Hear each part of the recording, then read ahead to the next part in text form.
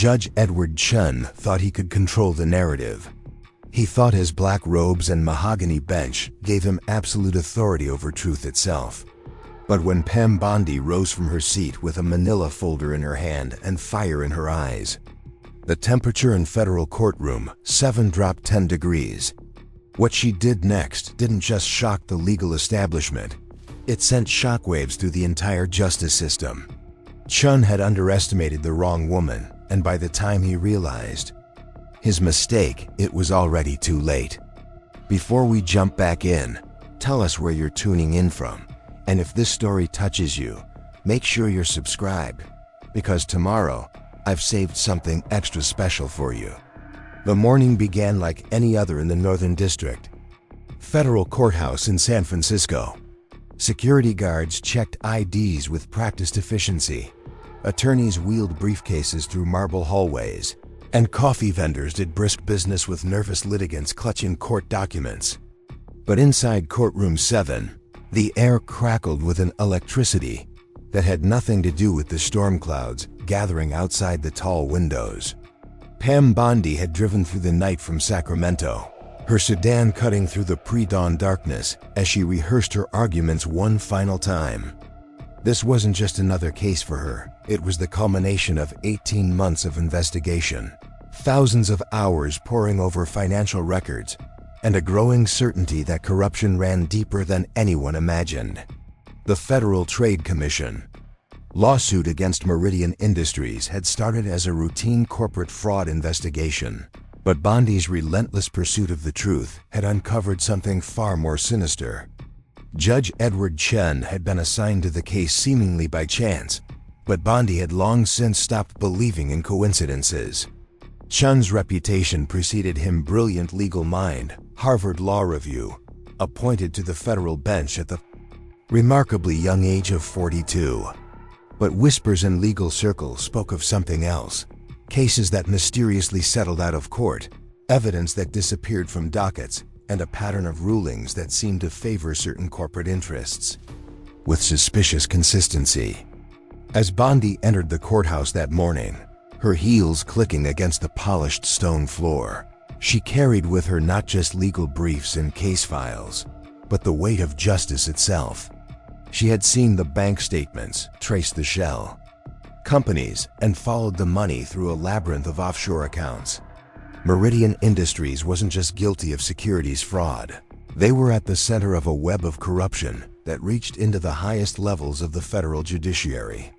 The courtroom began filling early, an unusual occurrence for what most expected to be a routine procedural hearing. Representatives from Meridian Industries occupied the defendant's table, their expensive suits and confident demeanor suggesting they viewed this as little more than an inconvenience.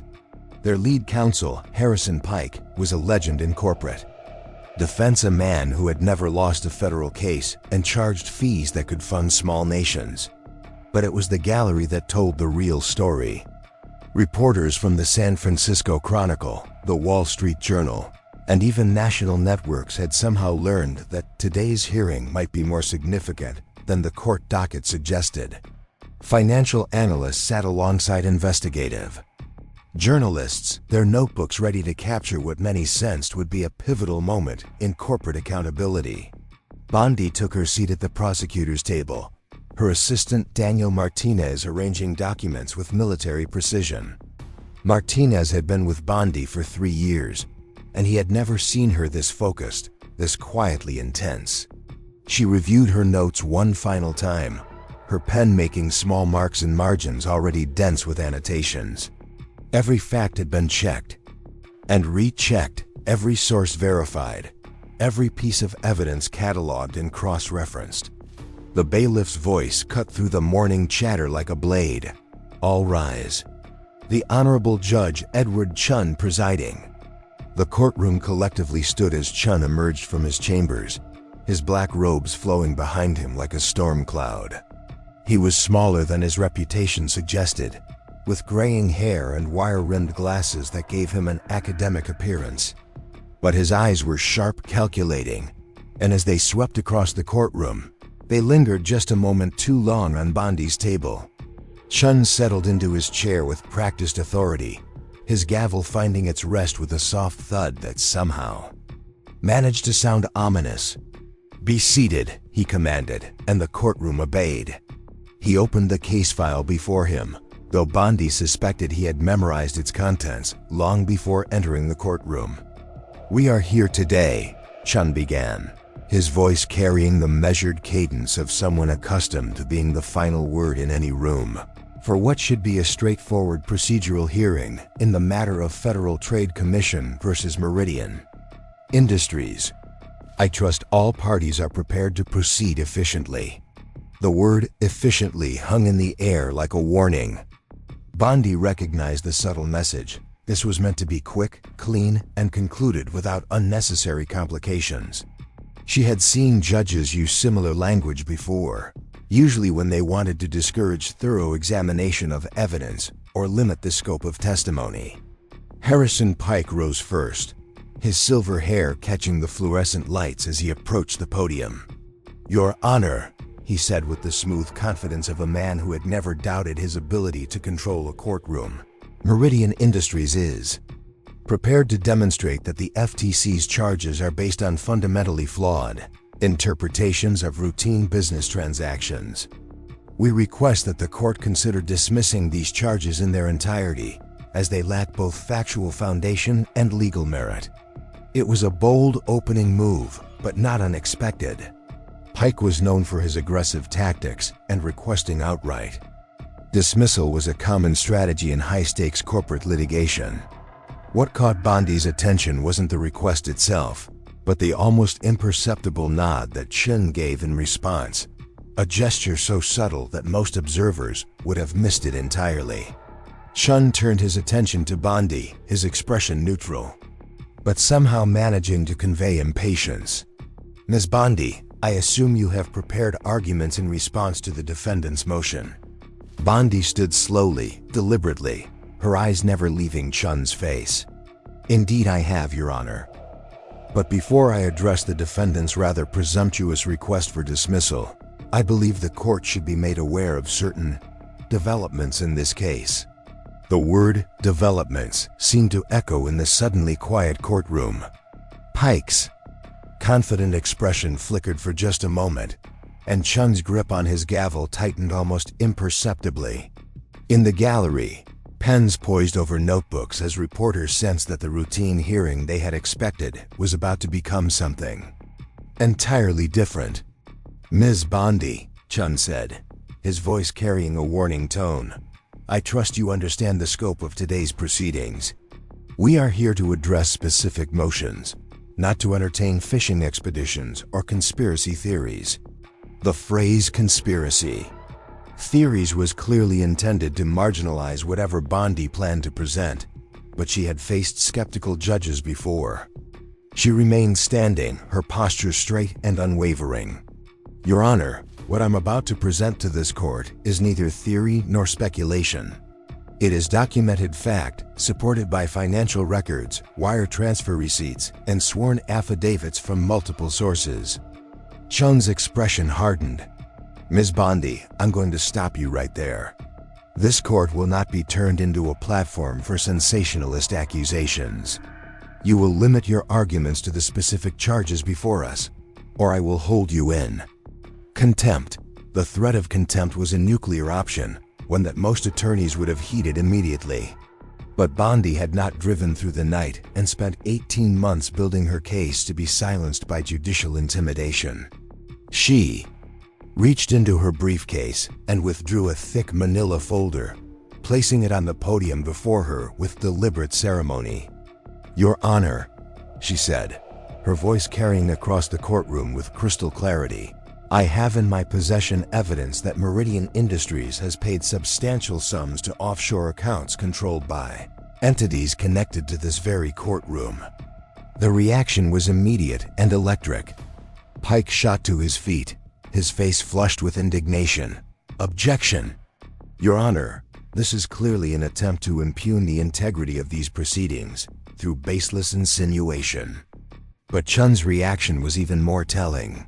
His face had gone pale, and his hand trembled slightly as he reached for his water glass. For just a moment, the mask of judicial authority slipped, revealing something underneath that looked suspiciously like panic. "Ms. Bondi," Chen said, his voice tight with barely controlled anger, "you are walking a very dangerous line. I am ordering you to sit down and confine your arguments to the matters properly before this court." Bondi remained standing. The moment had arrived. The point of no return that she had known would come from the instant she discovered the first suspicious wire transfer. "Your Honor, I'm afraid I cannot comply with that order. As an officer of this court and a servant of justice, I have a duty to present evidence of corruption wherever I find it, regardless of how uncomfortable it might make those involved." The courtroom erupted. Reporters scribbled frantically. Several people in the gallery gasped audibly, and Pike began shouting objections that Chen seemed unable to process. But Bondi's voice cut through the chaos like a sword through silk. "The evidence shows," she continued, raising her voice to be heard above the commotion, "that Meridian Industries has transferred over $12 million through a network of shell companies to accounts controlled by Judicial Consulting Services, a firm that provides advisory services to federal judges. According to bank records I obtained through federal subpoena, Judge Edward Chen has received payments totaling $450,000 from this firm over the past 2 years." The silence that followed was absolute. Even the court reporter seemed to have stopped breathing. Chen sat frozen behind his bench, his gavel halfway to its rest, his face a mask of shock and fury. Pike had gone completely silent, his mouth opening and closing like a fish out of water. Martinez, sitting at the prosecutor's table, felt his heart pounding as he realized they had just crossed a line from which there would be no return. This wasn't just challenging a judge's ruling. This was accusing a federal judge of bribery in open court, in front of reporters and cameras that would carry this moment to every corner of the country.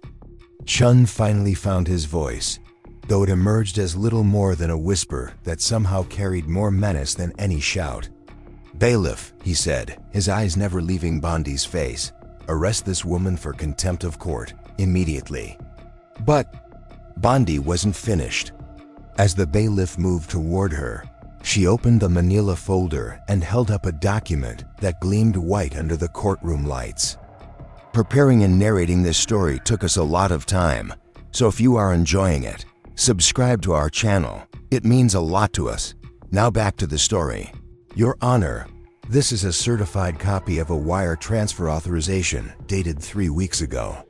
Meridian Industries transferred $200,000 to Judicial Consulting Services on the same day you were assigned to this case. The authorization is signed by Meridian's CEO, and the account information matches exactly with deposits made to your consulting firm." The bailiff stopped mid-stride, clearly uncertain whether to proceed. This was unprecedented territory, arresting a federal prosecutor in the middle of presenting evidence of judicial corruption. Pike was frantically shuffling papers, clearly searching for some legal precedent that might help him navigate this disaster. Chen stood abruptly, his chair rolling backward and crashing into the wall behind him. "This court is in recess," he declared, his voice shaking with rage. "Ms. Bondi, you will face severe consequences for this outrageous display of misconduct."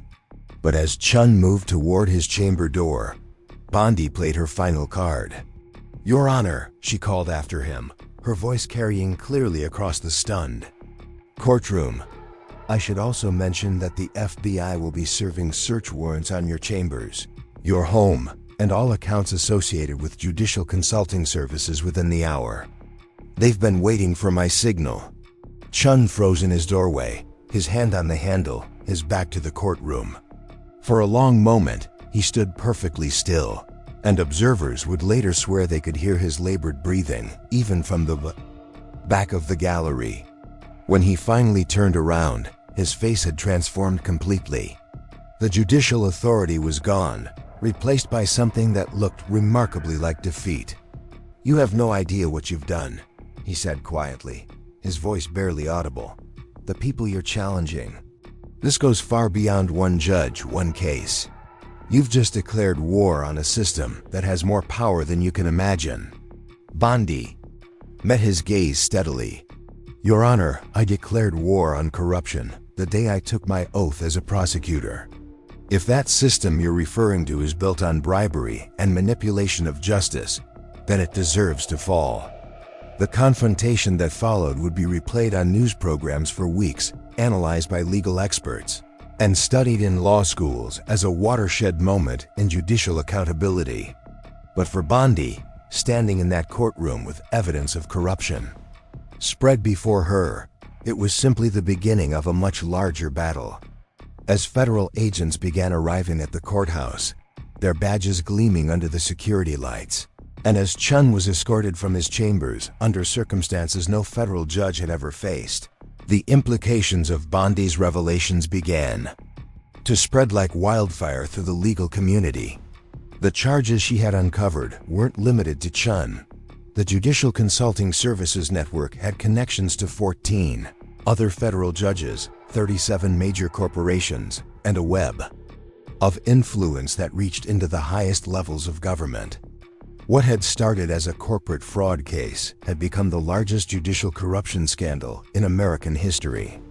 But Chen's warning proved prophetic. Within hours of the courtroom confrontation, Bondi found herself facing pressure from sources she had never expected. Phone calls from Department of Justice officials suggesting she might have exceeded her authority. Visits from senior prosecutors who questioned whether she had the evidence to support such explosive accusations. Even members of Congress began expressing concern about the stability of the federal judiciary. The storm that Bondi had unleashed would rage for months, bringing down judges, exposing corporate corruption, and fundamentally changing how the American people viewed their justice system. But it had all started with one woman's refusal to be silenced, one prosecutor's determination to follow the evidence wherever it led, and one moment when truth collided with power in a federal courtroom.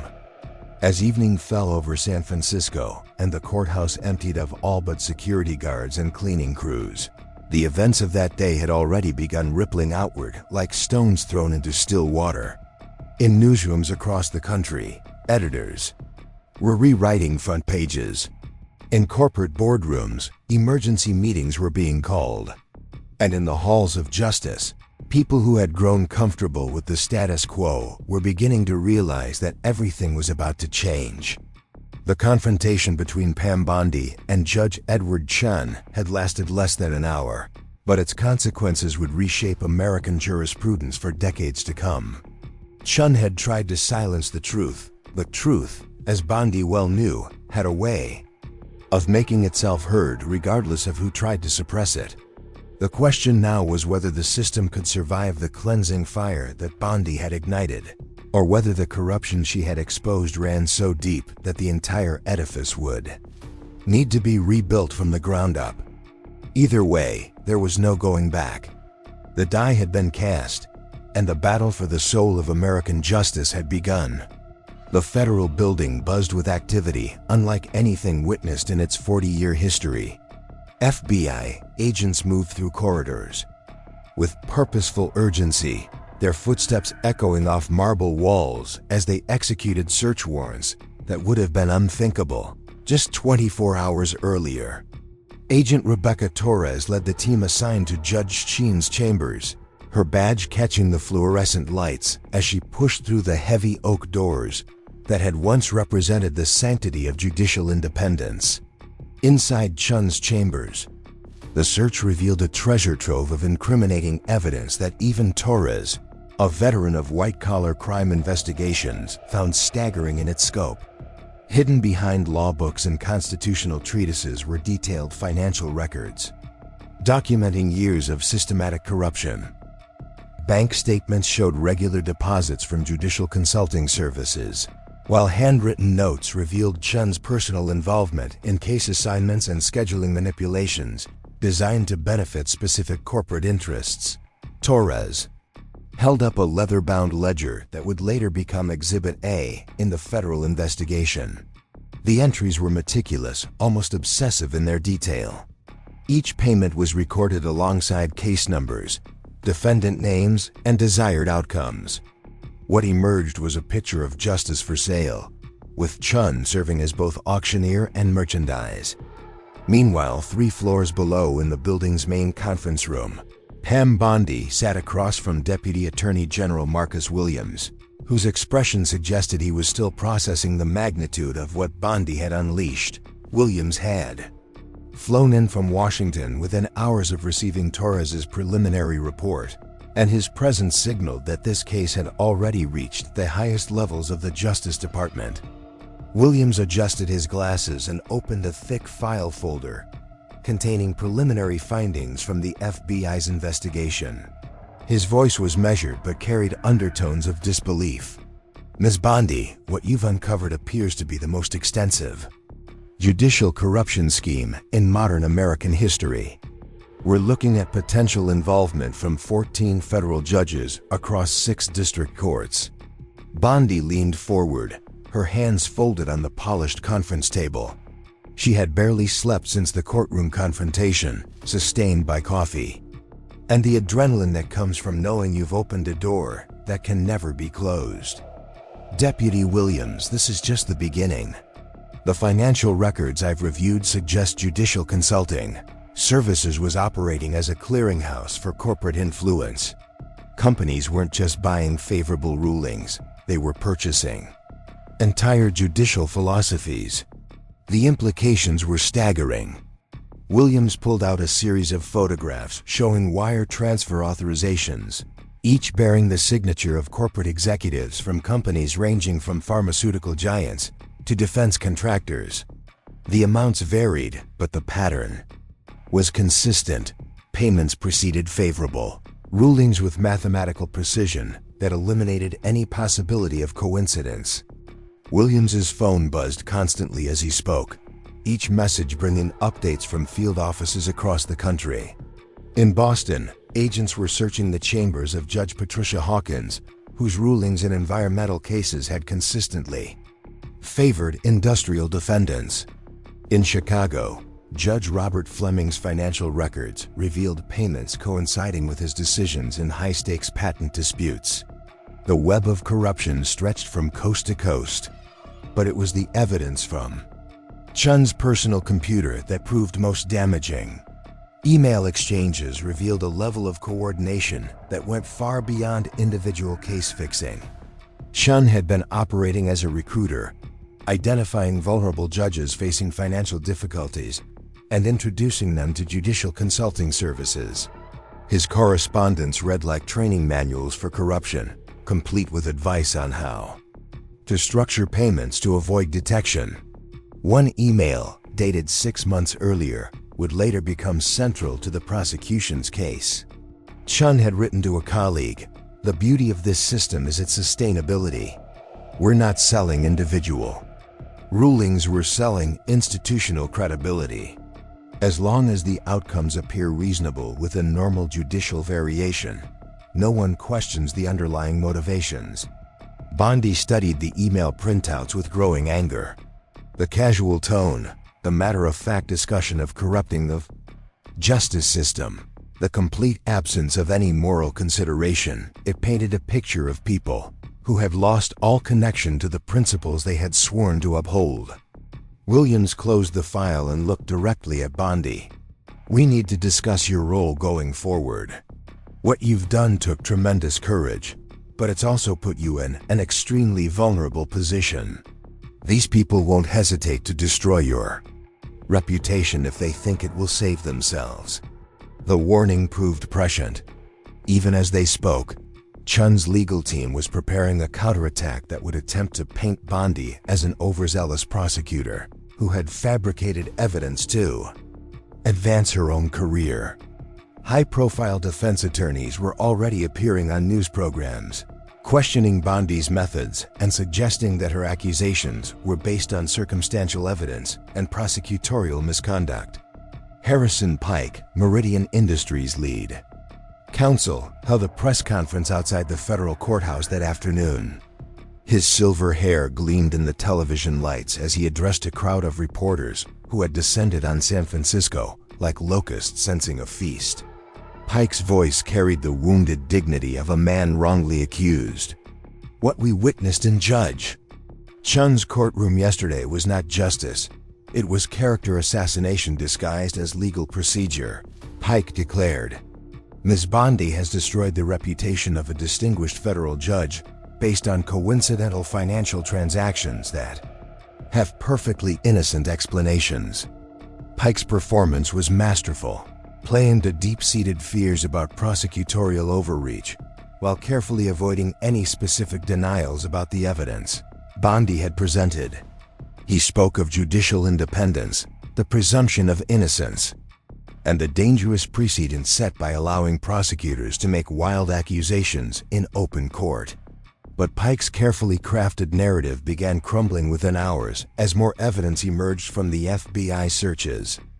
Agent Torres's team had discovered hidden cameras in Chen's chambers, cameras that had recorded conversations with corporate representatives discussing specific cases and desired outcomes. The recordings, which would later be released in heavily redacted form, showed Chen accepting cash payments in exchange for promises to rule favorably on pending motions.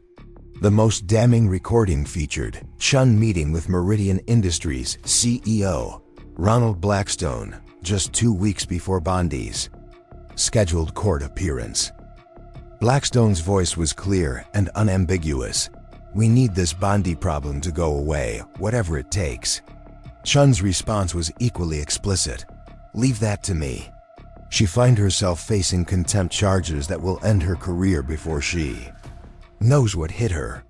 The recording revealed not just corruption, but conspiracy to obstruct justice. Chen hadn't simply been taking bribes. He had been actively working to destroy the prosecutor who threatened to expose him. The casual discussion of ending Bondi's career showed a level of malicious intent that transformed the case from financial corruption to a direct attack on the justice system itself. News of the recording spread through legal communities like wildfire. Bar associations called emergency meetings. Law schools organized symposiums on judicial ethics, and legal blogs exploded with analysis and commentary. The story had evolved beyond a simple corruption scandal into a fundamental questioning of how the American justice system actually operated. Bondi found herself at the center of a media storm unlike anything she had experienced. Requests for interviews flooded her office. Book publishers offered lucrative contracts, and speaking bureaus promised substantial fees for appearances at legal conferences. But she remained focused on the investigation, working 18-hour days to analyze the evidence and prepare for the legal battles ahead.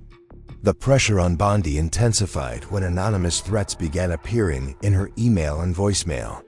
The messages were professionally crafted, never explicitly threatening violence, but making clear that continuing the investigation would have consequences.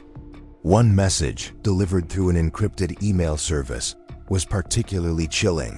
Prosecutors who don't know when to stop often find themselves facing ethics investigations that destroy their careers. Perhaps it's time to consider whether this crusade is worth your professional future. Martinez, Bondi's loyal assistant, urged her to request federal protection. The threats were escalating, and the people behind the corruption scheme had demonstrated their willingness to destroy anyone who opposed them. But Bondi refused, arguing that accepting protection would signal weakness and potentially compromise the investigation. Her determination proved crucial when Torres's team uncovered evidence of the scheme's international connections. Bank records showed that judicial consulting services had received funding from offshore accounts controlled by foreign corporations, seeking favorable treatment in American courts. The corruption wasn't just domestic, it was part of a broader effort to influence American judicial decisions from abroad. The international dimension transformed the case from a corruption investigation into a national security matter. Foreign intelligence services had identified the American judicial system as a vulnerability, and had systematically exploited it through carefully placed payments and influence operations. Chen and his co-conspirators hadn't just been taking bribes, they had been unwitting agents of foreign influence. Deputy Williams convened a secure briefing that included representatives from the FBI, CIA, and National Security Agency. The scope of the investigation expanded dramatically as intelligence analysts began tracing financial networks that connected American judges to foreign governments and multinational corporations seeking to manipulate American legal outcomes. The evidence revealed a sophisticated operation that had been years in development. Foreign operatives had studied the American judicial system, identified its weaknesses, and developed a systematic approach to corrupting its processes. They had targeted judges facing financial difficulties, personal scandals, or career disappointments, offering financial assistance in exchange for subtle influence over specific types of cases. Chen had been one of their most successful recruits, but he wasn't alone. The investigation identified dozens of judges who had received payments through various front organizations, all ultimately traceable to foreign intelligence services. The corruption had reached into immigration courts, patent disputes, environmental cases, and financial regulations, virtually every area where foreign interests might benefit from favorable American judicial decisions. Bondi worked closely with the intelligence analysts, her prosecutorial experience helping them understand how legal decisions could be manipulated without appearing obviously corrupt. The foreign operatives had been remarkably sophisticated, studying judicial precedents and crafting their influence operations to produce outcomes that appeared consistent with normal legal reasoning. But their success had also created their vulnerability. The systematic nature of their approach had left digital fingerprints that investigators could follow once they knew what to look for. Bank records, communication patterns, and timing correlations all pointed to coordinated influence operations that went far beyond simple bribery. The breakthrough came when Torres's team discovered encrypted communications between Chen and his foreign handlers.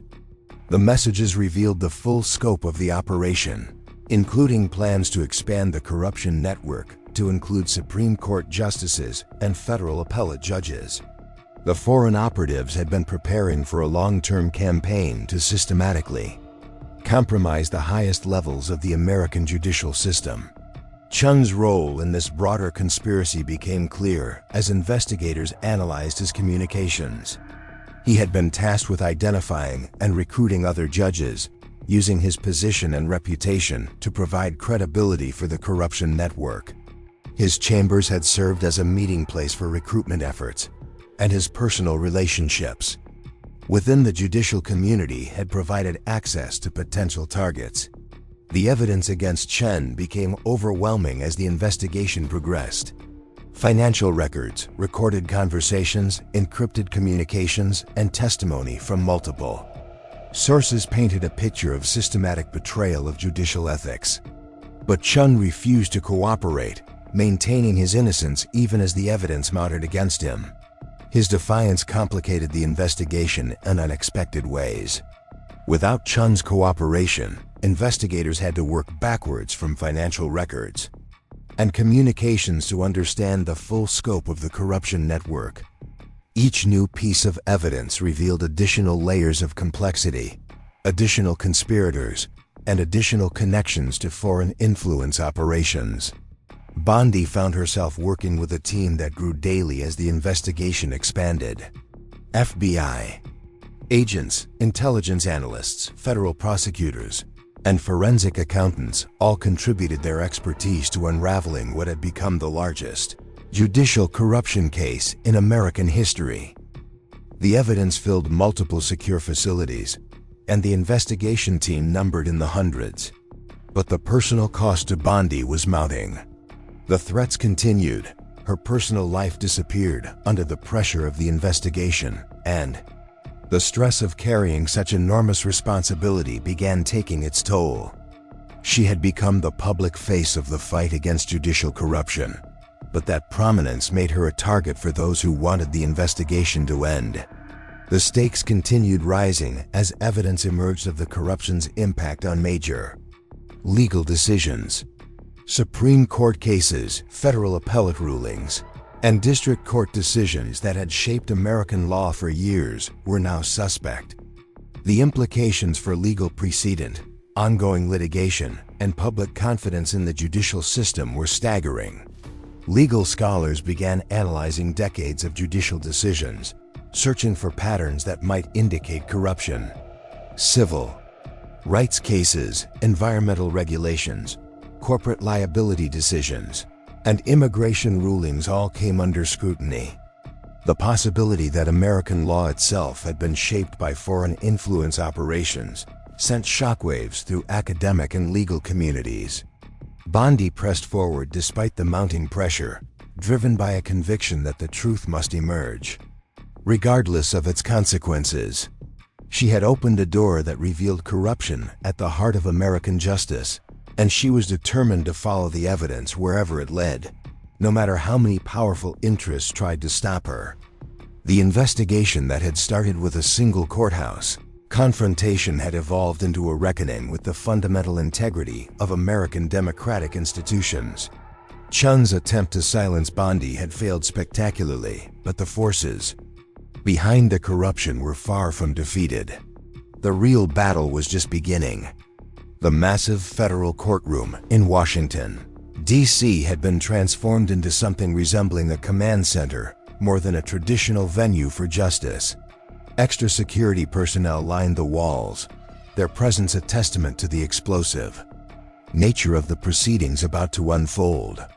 Media representatives from around the world occupied every available seat, their cameras and recording equipment, creating a forest of technology focused on the witness stand where Judge Edward Chen would finally be forced to confront the mountain of evidence assembled against him. Special Prosecutor Diana Rodriguez had been appointed by the Attorney General to handle what had become the most significant judicial corruption case in American history. Rodriguez brought 30 years of experience prosecuting complex white-collar crimes, but even she acknowledged that the Chen case represented uncharted territory. Never before had a sitting federal judge been accused of participating in a foreign-influenced conspiracy to manipulate American court decisions on such a massive scale. Chen entered the courtroom flanked by a team of the country's most expensive defense attorneys, led by veteran criminal defense lawyer Stephen Morrison. Morrison had built his reputation defending corporate executives and political figures, but the Chen case presented challenges unlike any he had previously faced. The evidence was overwhelming, the public attention intense, and the implications for the American judicial system profound. As Chen took his seat at the defendant's table, his appearance showed the toll that months of investigation and public scrutiny had taken. The confident judicial authority that had once defined his presence had been replaced by the hollow-eyed look of a man who had lost everything. His hands trembled slightly as he adjusted his tie, a nervous gesture that cameras captured and broadcast to millions of viewers watching the proceedings live. Pam Bondi sat in the front row of the gallery, no longer a participant in the proceedings, but an observer whose courage had made this moment possible. The months since her courthouse confrontation with Chen had been grueling, filled with testimony before grand juries, interviews with investigators, and constant pressure from defense attorneys attempting to discredit her evidence and her motives. But she had persevered, driven by an unwavering belief that justice demanded accountability, regardless of how powerful the perpetrators might be. Rodriguez stood to deliver her opening statement, her voice carrying clearly through the packed courtroom. The evidence she outlined painted a picture of corruption so systematic and extensive that it challenged fundamental assumptions about the integrity of American justice. Financial records showed that Chen had received over $800,000 from judicial consulting services over a 4-year period, with payments carefully timed to coincide with major case assignments and controversial rulings. But the financial corruption was only the beginning. Rodriguez presented evidence of Chen's role in recruiting other judges into the conspiracy, using his reputation and relationships within the judicial community to expand the network of compromised officials. Recorded conversations revealed Chen discussing specific judges as potential targets, analyzing their financial vulnerabilities and personal weaknesses that could be exploited to secure their cooperation. The international dimension of the conspiracy proved even more damaging to Chen's defense. Intelligence agencies had traced the funding for judicial consulting services to a complex web of shell companies, ultimately controlled by foreign intelligence services. Chen hadn't simply been taking bribes from American corporations. He had been accepting payments from foreign governments seeking to influence American legal decisions in their favor. Rodriguez displayed a series of classified documents, heavily redacted but still revealing the scope of foreign involvement in the corruption scheme. Foreign operatives had developed detailed profiles of American judges, identifying those most susceptible to financial inducements and crafting sophisticated approaches to recruit them into the conspiracy. Chen had been among their most successful acquisitions, providing access to other judges and serving as a trusted intermediary for the entire operation. The evidence included intercepted communications between Chen and his foreign handlers, revealing conversations that bordered on treason. In one particularly damaging exchange, Chen had provided advance notice of pending Supreme Court decisions to foreign intelligence operatives, allowing them to position their clients advantageously before the rulings became public. The betrayal of judicial confidentiality represented a fundamental violation of constitutional principles that went far beyond simple corruption. Morrison rose to present Chen's defense, acknowledging the gravity of the charges while attempting to portray his client as a victim of circumstances beyond his control. His strategy focused on painting Chen as a judge who had been manipulated by sophisticated foreign operatives who had exploited his financial difficulties and personal vulnerabilities. Morrison argued that Chen had never intended to betray his judicial oath and had been gradually drawn into the conspiracy through a series of seemingly innocent interactions. But Morrison's defense crumbled under the weight of evidence showing Chen's active participation in recruiting other judges and his detailed knowledge of the conspiracy's scope and objectives. The recorded conversations revealed a man who was fully aware of the illegal nature of his activities and who had actively worked to expand and protect the corruption network.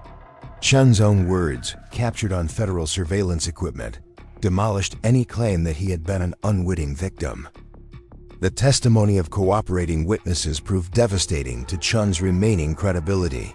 Dr. Sarah Kim, a former employee of Judicial Consulting Services who had agreed to testify in exchange for immunity, provided insider details about how the corruption scheme operated. Kim described a sophisticated operation that maintained detailed records of judicial decisions, tracking which judges could be relied upon to rule favorably on specific types of cases. Kim's testimony revealed the clinical precision with which the conspiracy had operated. Each judge was assigned a handler who monitored their cases and provided guidance on desired outcomes. Payments were structured to appear as legitimate consulting fees, complete with detailed invoices and professional service agreements that would pass casual scrutiny.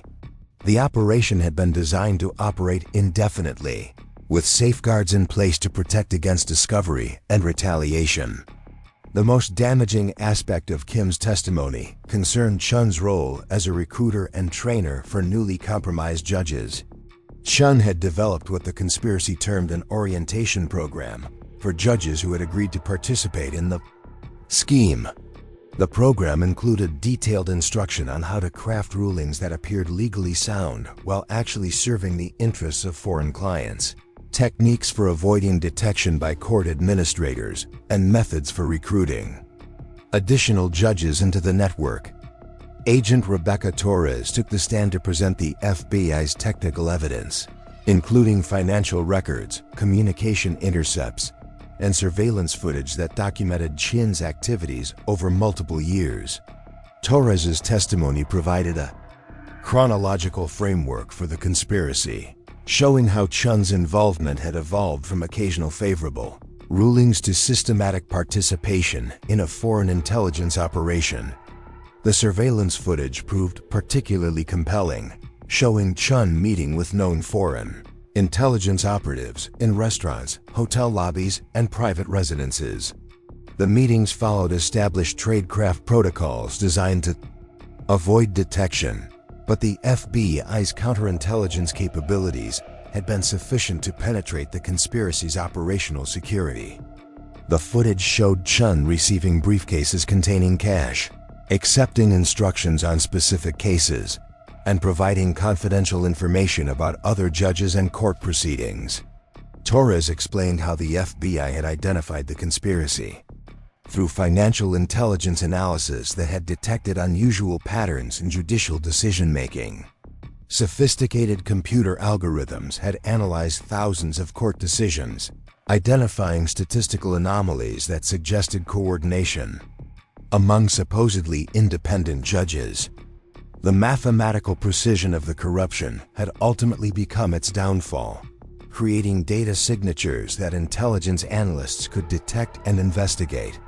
The technical evidence included encrypted communications recovered from Chen's personal devices, revealing the full scope of his betrayal of judicial ethics. The messages showed Chen providing foreign operatives with advance notice of court scheduling, confidential information about other judges' personal lives and financial situations, and detailed analysis of legal precedents that could be exploited to achieve desired outcomes. One particularly damaging message thread showed Chen discussing the Bondi problem with his foreign handlers, weeks before the courthouse confrontation that had exposed the conspiracy. The messages revealed that Chen had been under pressure to silence Bondi's investigation and had been exploring various methods to discredit her evidence and destroy her career. The foreign operatives had provided specific guidance on how to handle prosecutors who posed threats to the conspiracy's operations.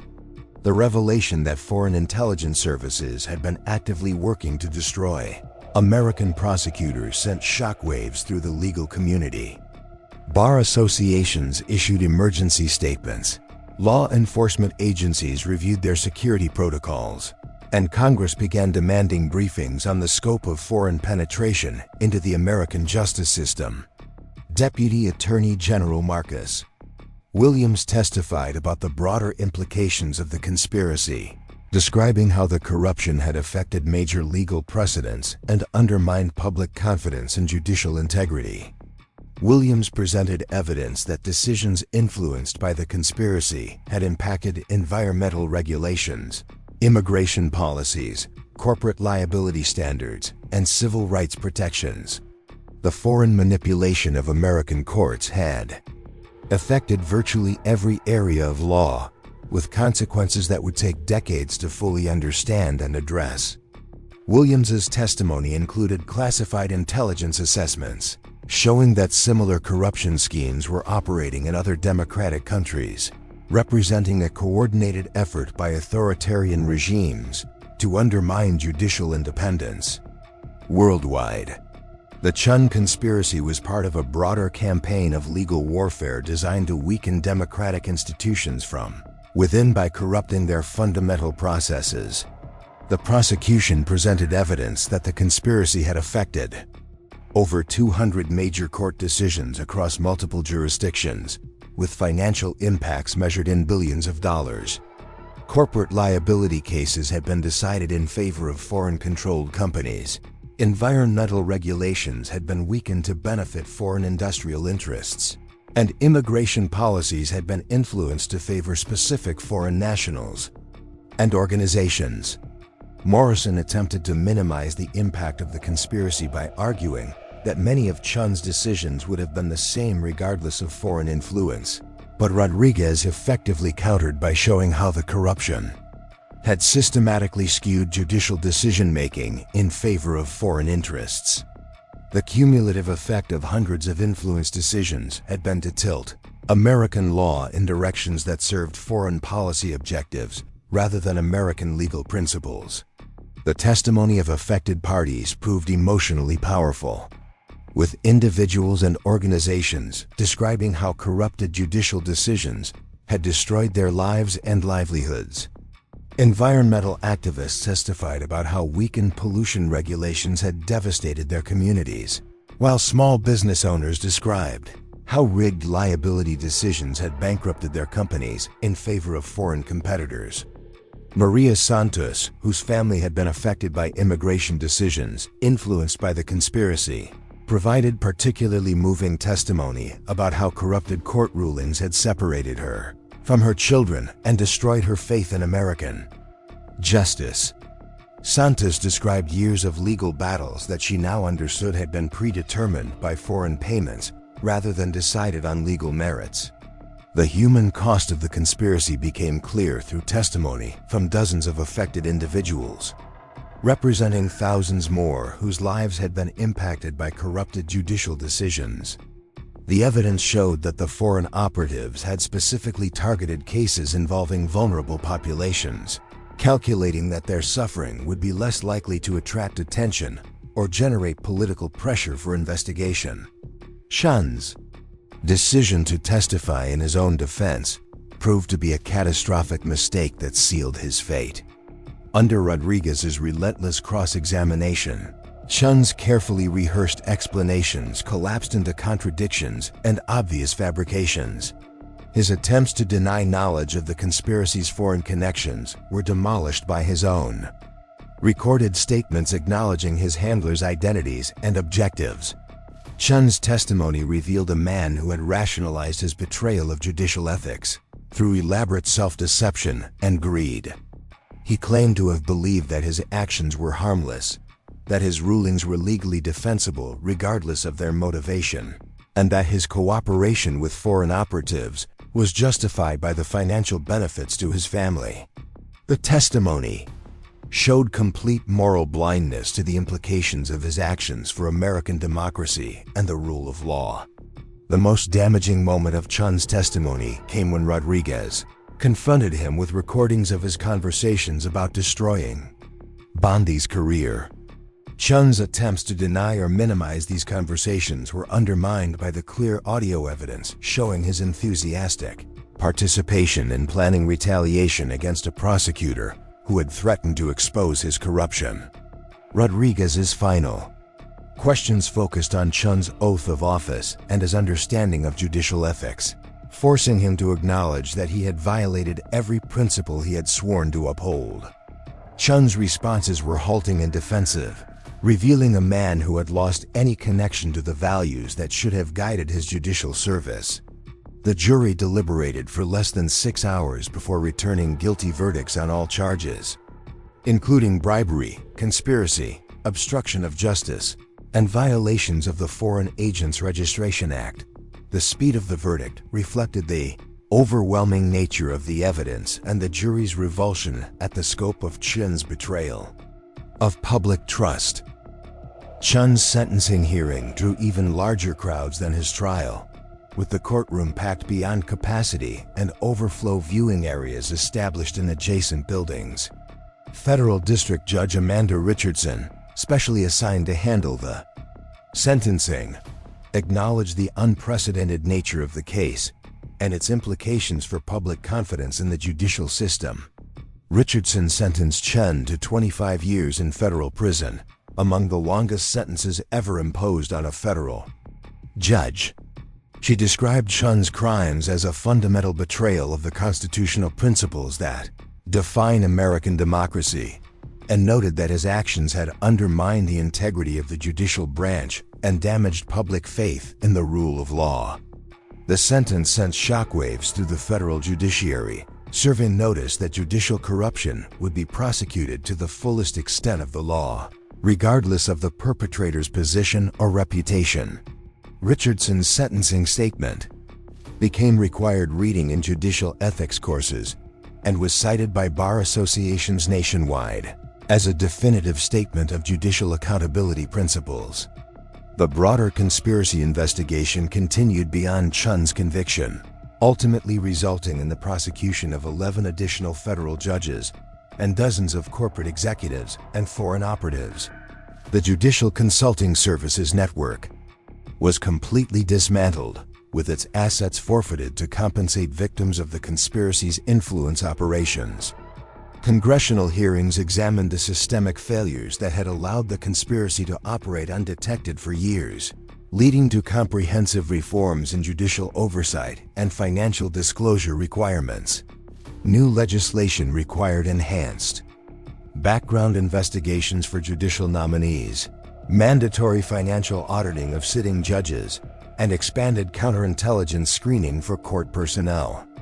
The Foreign Intelligence Surveillance Court was granted expanded authority to monitor communications between federal judges and foreign nationals, while new protocols were established for detecting and investigating potential judicial corruption. The reforms represented the most significant changes to judicial administration since the creation of the federal court system. International cooperation agreements were negotiated to combat judicial corruption across democratic allies, sharing intelligence and coordinating investigations to prevent similar foreign influence operations. The Chen case became a template for identifying and prosecuting judicial corruption worldwide, with dozens of countries adopting similar investigative techniques and legal frameworks.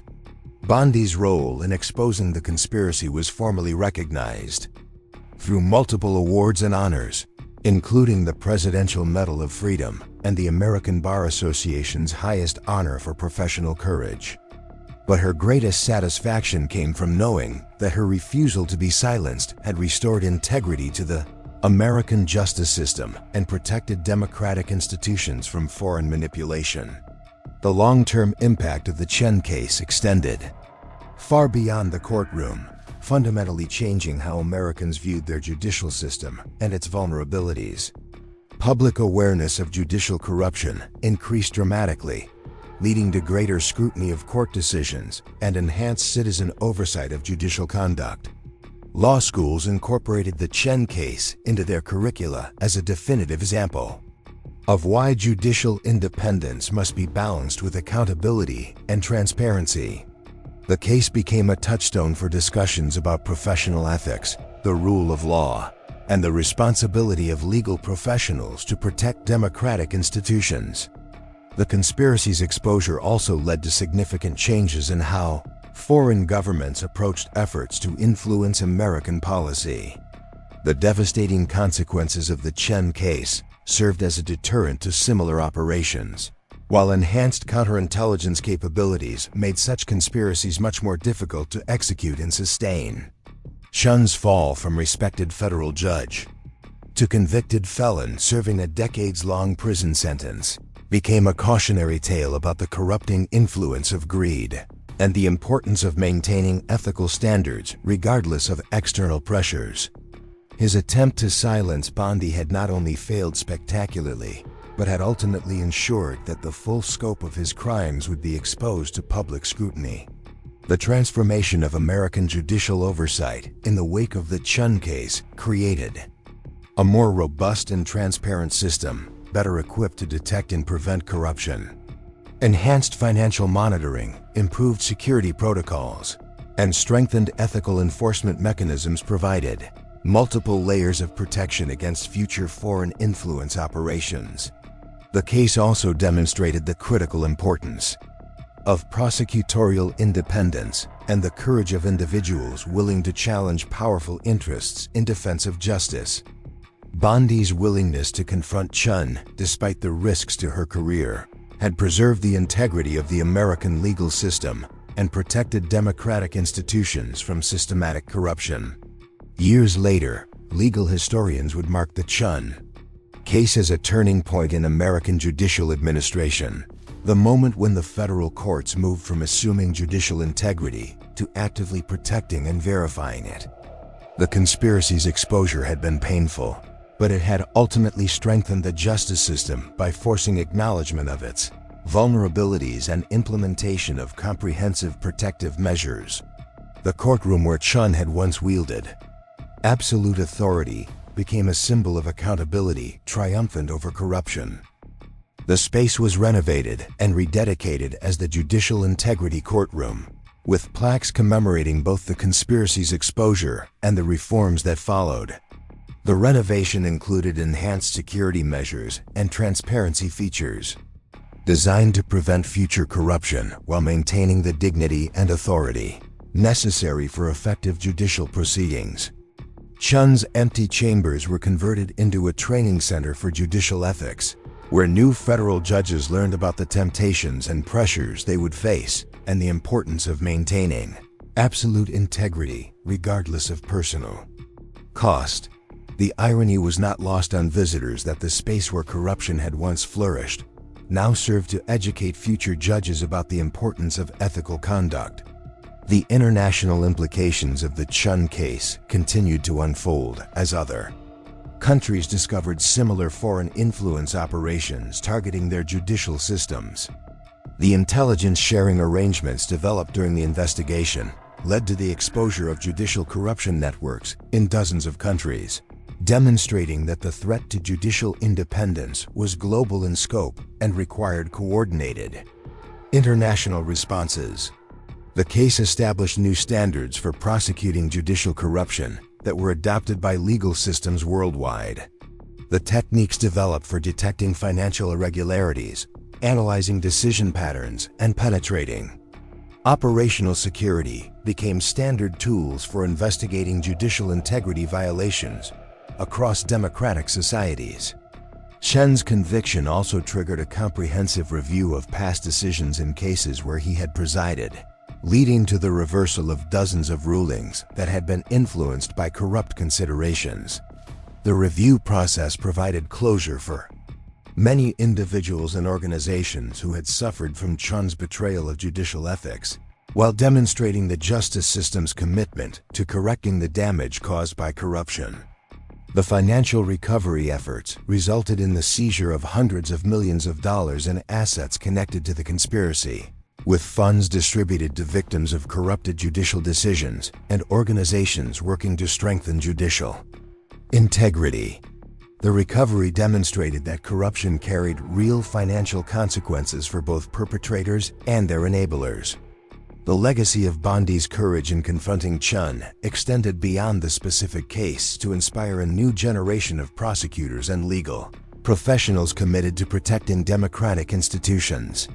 Law schools reported increased enrollment in courses on prosecutorial ethics and judicial integrity, while young lawyers cited the Chen case as motivation for pursuing careers in public service. The transformation of public understanding about judicial vulnerability led to increased citizen engagement in court oversight and judicial selection processes. Civic organizations developed new tools for monitoring judicial conduct and financial disclosure, while voter education programs helped citizens better understand the importance of judicial integrity to democratic governance. The Chen case ultimately demonstrated that no institution, however revered or protected, was immune to corruption, but also that democratic systems possess the tools necessary to detect, prosecute, and prevent such corruption when citizens and legal professionals were willing to fulfill their responsibilities. The price of judicial integrity, like the price of freedom, was eternal vigilance. Chen's attempt to silence Bondi had not only failed but had ensured that the truth would be heard more clearly and comprehensively than ever before. His corruption had been exposed, the foreign conspiracy dismantled, and the American justice system strengthened against future attacks.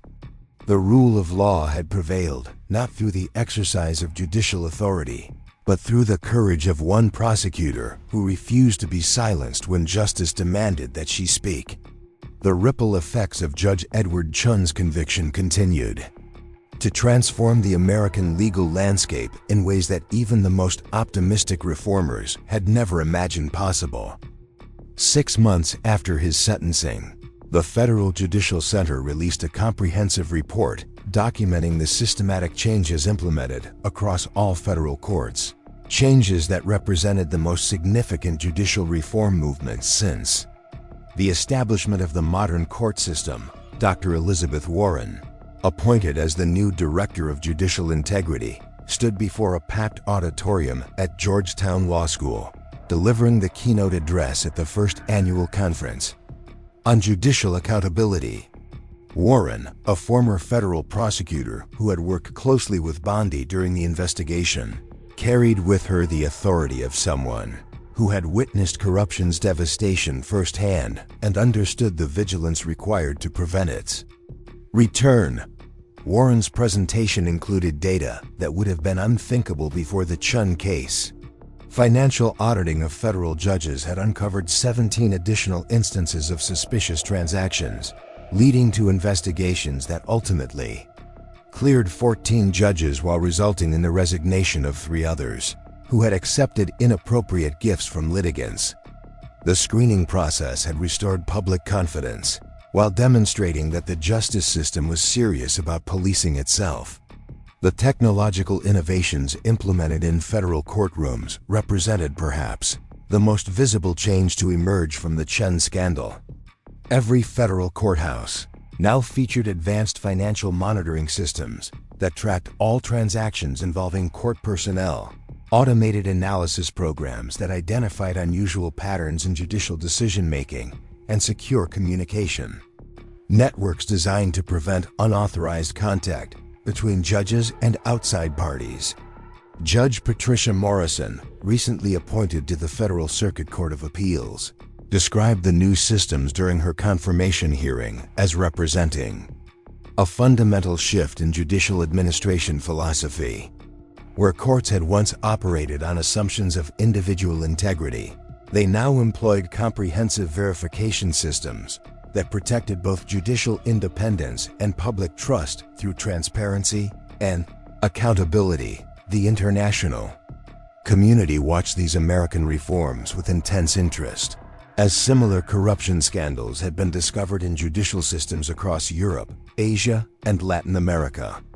The techniques developed during the Chen investigation had been shared with allied nations, leading to the exposure of judicial corruption networks in 12 countries and the development of international protocols for detecting and preventing foreign influence operations targeting court systems.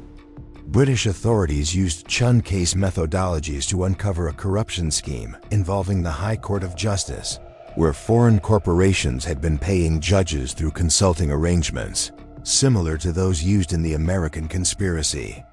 German investigators applied financial analysis techniques developed by the FBI to identify unusual patterns in Federal Court of Justice decisions, leading to the discovery of a bribery network that had operated undetected for over a decade. The Global Judicial Integrity Initiative, established in response to the worldwide implications of the Chen case, created standardized protocols for judicial financial disclosure, international cooperation agreements for investigating cross-border corruption, and training programs that educated judges about foreign influence operations. The initiative represented unprecedented international cooperation in protecting judicial independence while ensuring accountability. Pam Bondi found herself at the center of this global movement, invited to address judicial conferences on every continent and consulted by governments seeking to implement similar reforms. But she remained focused on the domestic implications of her work, particularly the ongoing efforts to address the damage caused by years of corrupted judicial decisions. The Judicial Remediation Commission, established by Congress in the wake of the Chen revelations, had been tasked with reviewing every significant decision made by compromised judges over the previous decade. The Commission's work required unprecedented legal scholarship as attorneys and scholars examined thousands of cases to identify those that might have been influenced by corrupt considerations. Commission Chair Robert Martinez, a former Supreme Court clerk who had dedicated his career to judicial integrity issues, described the review process as the most complex legal undertaking in American history. Each case required detailed analysis of the judge's financial records during the relevant time period, comparison with similar cases decided by uncompromised judges, an evaluation of whether the outcome fell within reasonable bounds of judicial Discretion. The Commission's preliminary findings revealed that corruption had affected approximately 300 major federal court decisions, with financial implications exceeding $50 billion. Environmental cases had been systematically decided in favor of foreign-controlled corporations. Patent disputes had been resolved to benefit overseas competitors, and immigration rulings had been influenced to serve foreign policy objectives rather than American legal principles. The remediation process created unprecedented opportunities for appeal and reversal, as affected parties gained access to evidence of judicial corruption that had been unavailable during their original proceedings. Class action lawsuits were filed representing thousands of individuals and organizations who had been harmed by corrupted decisions, leading to settlements that provided both financial compensation and public acknowledgement of the injustices they had suffered. Maria Santos, whose immigration case had been affected by Chen's corruption, became one of the first beneficiaries of the remediation process. Her deportation order was reversed, her legal status was restored, and she was reunited with children who had been separated from her by a decision influenced by foreign payments rather than legal merit. Santos's story became a symbol of justice delayed, but ultimately delivered through the courage of prosecutors like Bondi, who refused to accept corruption as inevitable. The educational implications of the Chen case proved equally transformative. As law schools across the country revised their curricula to include comprehensive training in judicial ethics, corruption detection, and professional responsibility, the case became required study in constitutional law courses, criminal procedure classes, and legal ethics seminars, ensuring that future generations of lawyers would understand both the vulnerabilities of the justice system and their responsibilities. To protect it, Harvard Law School established the Bondi Center for Prosecutorial Integrity, dedicated to training prosecutors in the detection and investigation of judicial corruption. The center's fellowship program attracted top law school graduates who committed to careers in public service, with many specifically citing Bondi's example as inspiration for their decision to forego lucrative private practice opportunities in favor of protecting democratic institutions. Yale Law School created the Chen Case Study Program, which used the corruption scandal as a framework for examining the intersection of law, ethics, and national security. Students analyzed the financial records, legal documents, and intelligence reports from the case to understand how foreign influence operations targeted democratic institutions and how legal professionals could work to detect and prevent such attacks. The American Bar Association incorporated Chen case materials into its continuing legal education requirements, mandating that all practicing attorneys complete coursework on judicial integrity and corruption prevention. The program reached hundreds of thousands of lawyers, creating a profession-wide understanding of corruption warning signs and reporting obligations that dramatically increased the likelihood of early detection of future schemes. State bar associations implemented similar programs at the local level, with many establishing judicial integrity committees tasked with monitoring state court systems for signs of corruption. The committees included experienced prosecutors, defense attorneys, and academic experts who worked together to create comprehensive oversight mechanisms that protected both judicial independence and public accountability. The political implications of the Chen case resonated through multiple election cycles, as voters demonstrated increased awareness of judicial integrity issues and demanded higher standards of accountability from elected officials. Congressional candidates found themselves answering detailed questions about judicial oversight and reform, while state legislators faced pressure to implement local versions of the federal reforms that had emerged from the scandal. Senator Margaret Thompson, who had chaired the Senate Judiciary Committee during the Chen investigation, described the case as a turning point in American political consciousness about judicial vulnerability. Voters who had previously taken judicial integrity for granted now understood that democracy required active protection and vigilant oversight to prevent corruption from taking root in critical institutions. The financial industry also experienced significant changes as a result of the Chen case, with enhanced monitoring requirements for transactions involving public officials, strengthened reporting obligations for suspicious financial activity, and increased cooperation between financial institutions and law enforcement agencies investigating corruption. Banks implemented sophisticated software systems designed to detect the types of payment patterns that had characterized the judicial corruption network. The technology sector responded to the Chen revelations by developing advanced analytical tools, specifically designed for corruption detection. Artificial intelligence systems trained on the patterns discovered in the Chen case could now identify suspicious financial relationships, unusual communication patterns, and decision-making anomalies that might indicate judicial corruption. These tools were made available to oversight agencies and investigative organizations worldwide. Corporate compliance programs were restructured to address the risks highlighted by the Chen case, with enhanced due diligence requirements for engaging with government officials, strengthened internal controls to prevent unauthorized payments, and comprehensive training programs that educated employees about the legal and ethical risks of attempting to influence judicial proceedings through improper means. The insurance industry developed new products specifically designed to protect organizations against losses resulting from judicial corruption, while also implementing rigorous screening procedures to ensure that their coverage did not inadvertently facilitate corrupt activities. The policies provided financial protection for businesses harmed by corrupted judicial decisions while creating economic incentives for maintaining high ethical standards.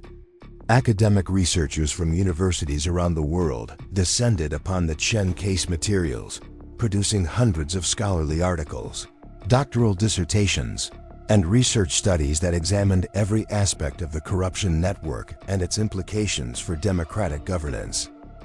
The research contributed to a deeper understanding of how authoritarian regimes sought to undermine democratic institutions and how those institutions could be strengthened against such attacks. The Brookings Institution published a comprehensive analysis of the foreign policy implications of the Chen case, documenting how the judicial corruption network had been used to advance specific international objectives and examining the broader strategic threat posed by systematic corruption of democratic institutions. The study became required reading for foreign policy professionals and national security experts. The Heritage Foundation conducted parallel research focusing on the constitutional implications of foreign influence in the judicial branch, examining how such corruption threatened the separation of powers and the independence of the judiciary. Their findings contributed to constitutional law scholarship and informed legislative efforts to strengthen protections against foreign interference. In American government institutions, civil rights organizations analyzed the Chen case for its implications regarding equal justice under law, documenting how corruption had disproportionately affected vulnerable populations and examining the broader civil rights violations that resulted from corrupted judicial decisions. Their work informed both legal challenges to affected decisions and policy recommendations for protecting civil rights in the future. Environmental groups studied the Chen case to understand how judicial corruption had undermined environmental protection efforts, documenting specific cases where foreign influence decisions had weakened pollution controls, reduced corporate liability for environmental damage, and limited public participation in environmental decision-making. Their analysis contributed to legislative efforts to strengthen environmental enforcement and judicial oversight. The media industry experienced its own transformation as a result of the Chen case, with news organizations implementing enhanced verification procedures for stories involving judicial corruption, developing specialized expertise in financial investigation and analysis, and creating dedicated investigative units focused on government accountability issues. The case demonstrated the critical role that investigative journalism played in protecting democratic institutions.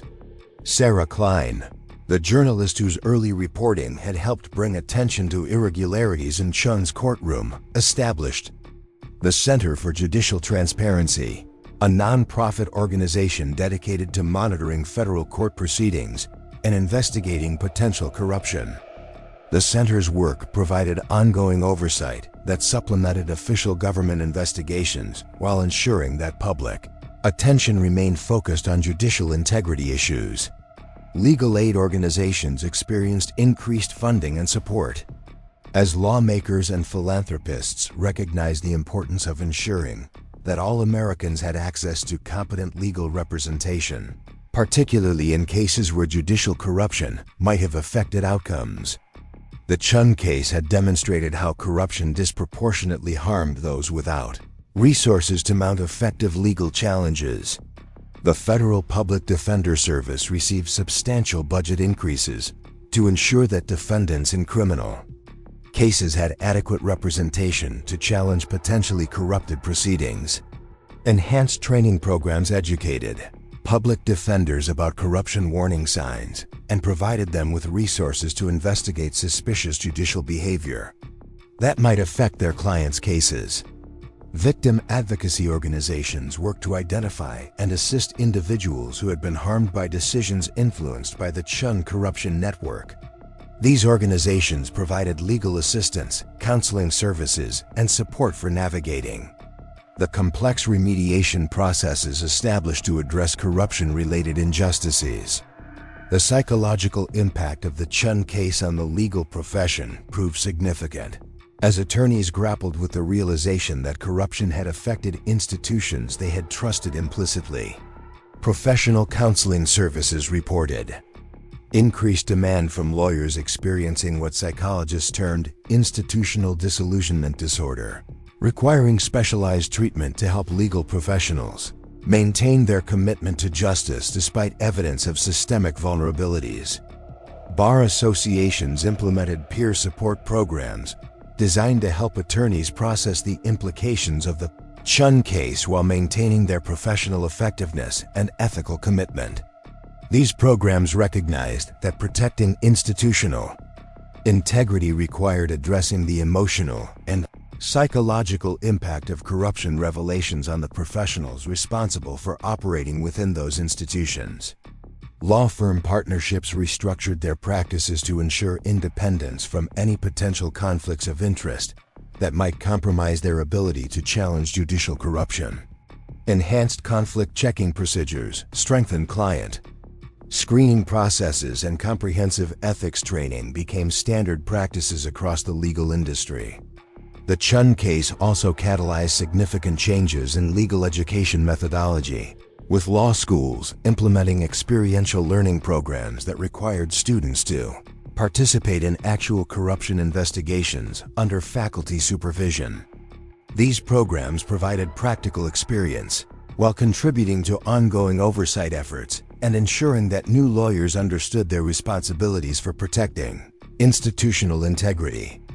Moot court competitions began featuring scenarios based on the Chen case, challenging students to navigate the complex ethical, legal, and strategic issues involved in prosecuting judicial corruption. These competitions prepared future lawyers for the real-world challenges of maintaining justice system integrity while developing their skills in complex litigation and investigation.